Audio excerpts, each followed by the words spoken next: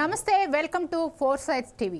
నందమూరి నటసింహ బాలకృష్ణకు సంబంధించిన 111వ సినిమా గోపీచంద్ మలినేని డైరెక్షన్లో ఉంటుందని తెలుస్తోంది.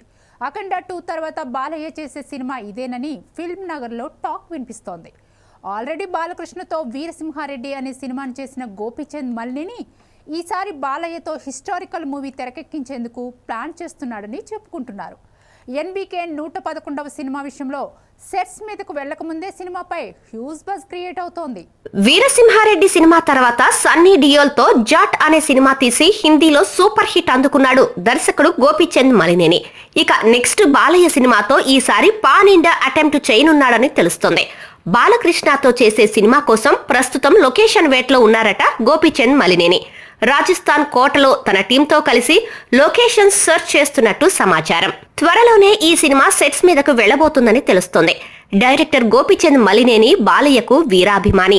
అందుకే వీరసింహారెడ్డితో తన ఫ్యానిజం చూపించాడు. ఇక నెక్స్ట్ మరోసారి ఈ కాంబినేషన్ లో సినిమా అంటే ఆ అంచనాలు ఎలా ఉంటాయో ప్రత్యేకించి చెప్పాల్సిన పని లేదు. ఈ మూవీతో బాలయ్య కూడా నేషనల్ లెవెల్ ఆడియన్స్ నే టార్గెట్ గా చేసుకుని వస్తున్నారట. నందమూరి నటసింహం ఈ సినిమాతో పాటు ఆదిత్య 999 చిత్రాన్ని కూడా సెట్స్ మీదకు తీసుకువెళ్లే ప్లానింగ్ లో ఉన్నారని టాక్. బాలయ్యతో గోపీచంద్ చేస్తున్న ఈ సినిమా కోసం భారీ సెటప్ ఏర్పాటు చేస్తున్నారు. అయితే ఈ సినిమాలోనే మిగతా స్టార్ కాస్ట్ ఎవరన్నది త్వరలోనే వెల్లడించనున్నారు. ఆదిత్య 999 కూడా క్రిష్ డైరెక్షన్ లో తెరకెక్కుతుందని అన్నారు.